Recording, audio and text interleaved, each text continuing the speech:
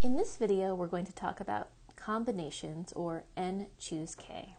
So we saw in the last video that n permute k is the number of ways to select k objects from n objects, where the objects can't be repeated and the order in which the objects are selected matters. So the order in which the objects are selected matters.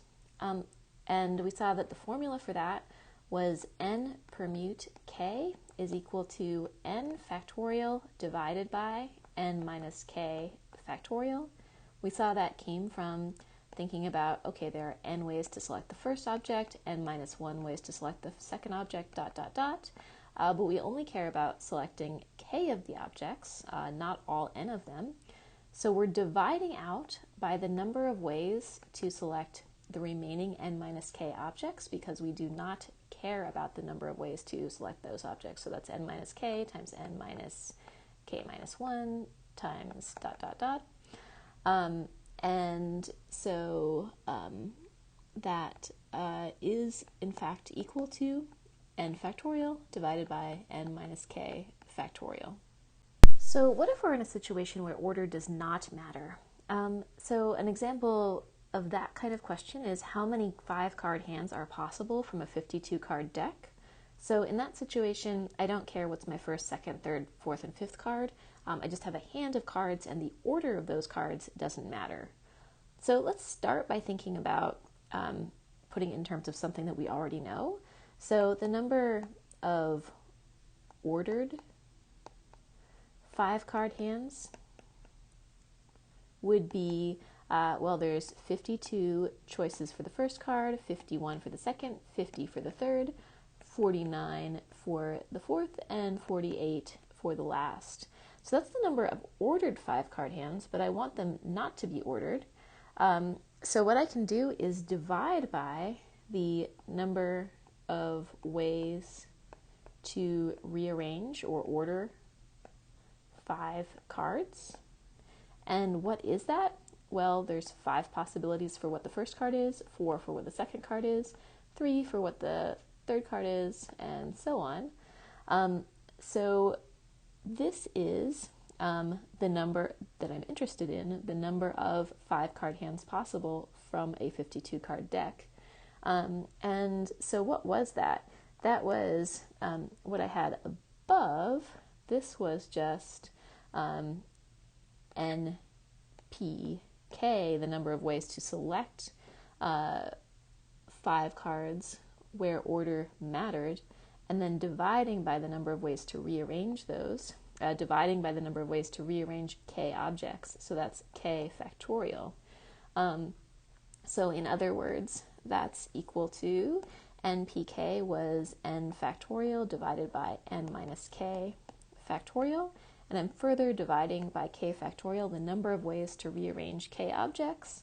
And so that is equal to n choose k, which is also often written as n choose k in that way, with parentheses and no line in the middle or anything like that.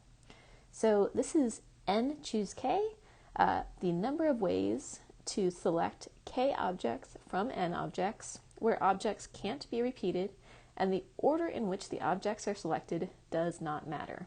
So can't repeat objects, order doesn't matter. And again, that's n choose k, which is equal to n choose k, just 2 different ways to write the same thing. And it's also written like this sometimes.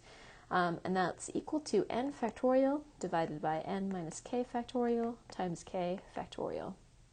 So here are a couple of questions to think about. If you are dealt a 3-card hand from a 52-card deck, what is the probability that all of the cards are aces? 2, in a gym class of 20 students, how many ways can you arrange 2 teams of 6 players each to be chosen for a volleyball match? So how many ways can you select 2 teams of 6 players each? Third example, a coin is tossed 10 times.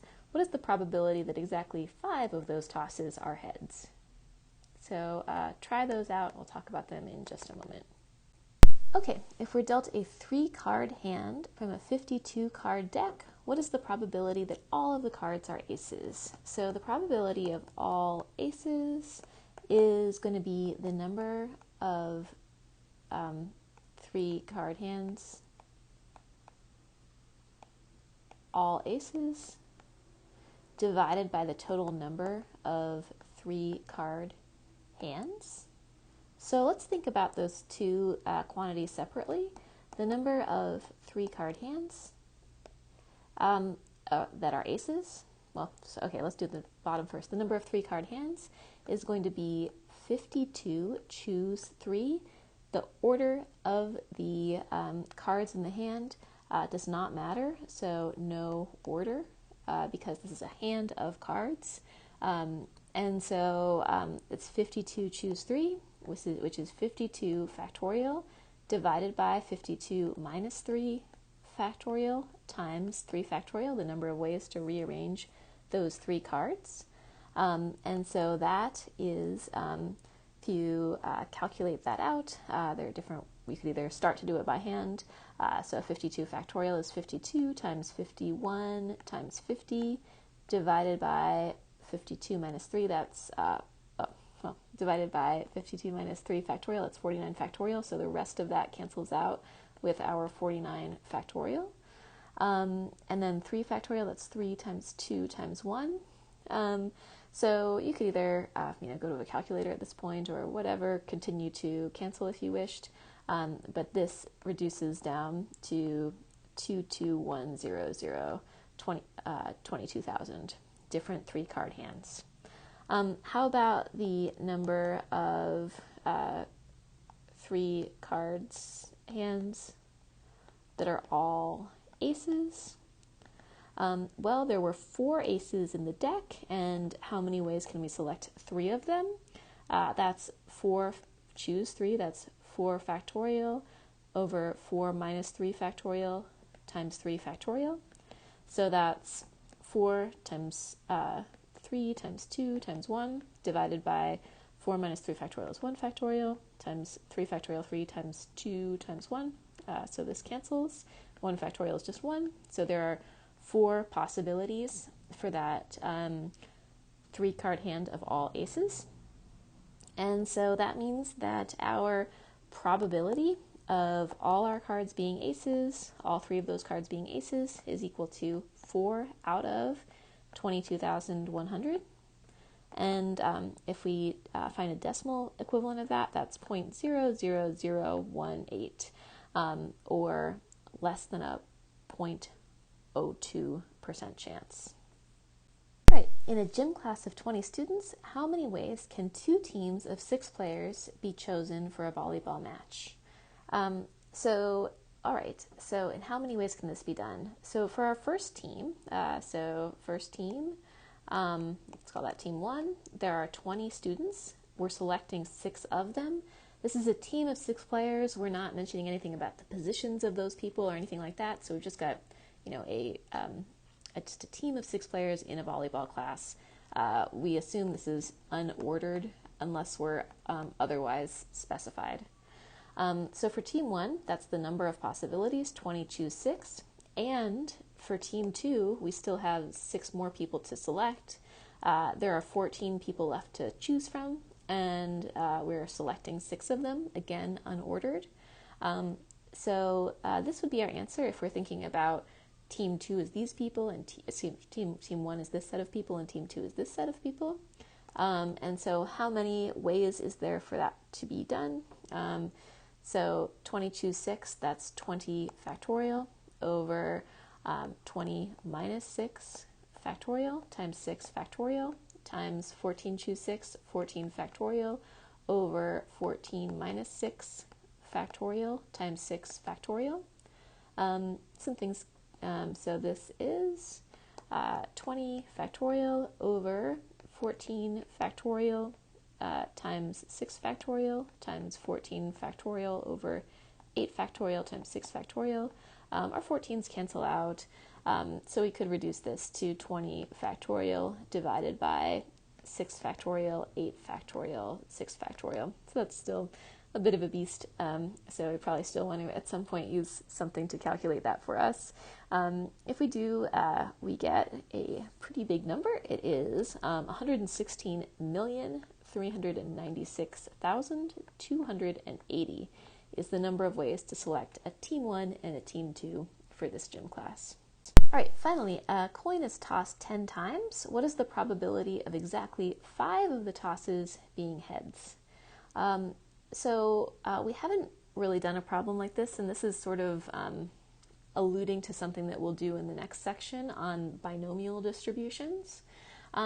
So let's first think about the number, or let's say the probability of 5 heads, then 5 tails, in that order. So what's the probability of this very specific event? The probability of this very specific event is, well, it's 1/2 for the first one to be a head, and 1/2 for the next one to be a head, and 1/2 for the next one to be a head, and you've got the idea. So for those 5 heads in a row, this is 5 heads in a row. And similarly, the probability of 5 tails in a row would be 1/2 to the 5th power. So this is the 5 tails again in a row.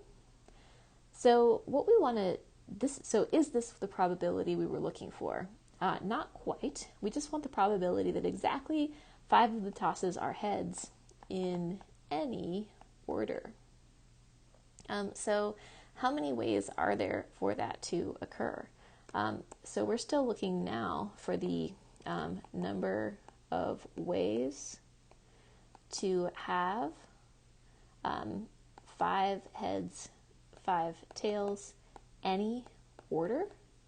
We need to multiply by the number of ways for that to occur, because this is just one such way for this to occur, and we want to multiply by all the possible ways for that to occur.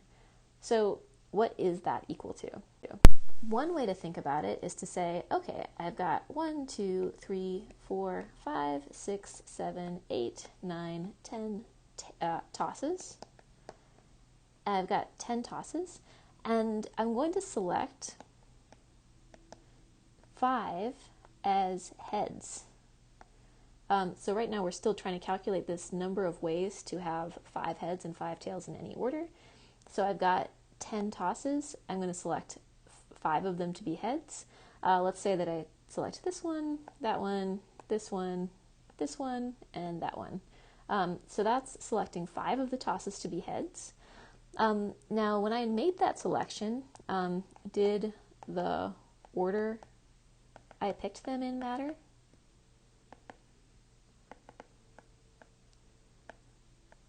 And the second question is, could I pick a toss more than once? So could I pick a toss more than once? So did the order I picked them in matter? As I recall, I did this one and then this one and then so on. But if I'd done this one, this one, this one, this one, this one, I still would have picked the same 5. So the order that I picked the tosses in did not matter. Could I pick a toss more than once? Could I say I'm going to pick this one again to be heads, and that would be one of my 5? No, I couldn't. I have to select 5 different ones. So the order doesn't matter, and I can't pick them more than once. This is 10 choose 5. This is a combination. This is NCK. This is 10 choose 5. So this value right here is 10 choose 5. Which is pretty cool, I think. So the answer to our question, probability of 5 heads in 10 tosses, ends up being 10 choose 5 times 1/2 to the 5th power for the number of heads, 5 heads in a row, times 1/2 to the 5th power for the number of tails in a row. That's 10 factorial over 5 factorial, 10 minus 5 factorial times 5 factorial, times 1/2 to the 10th power. And if you throw that into a calculator or something, you'll get 0.246 is the probability of exactly 5 heads in 10 tosses. So I'm not going to ask any questions quite like this on the homework yet, this last one. But this is an example of a binomial probability. And in the next section, we'll be talking about probability distributions, and the binomial probability will be a really important one that's reliant on NCK.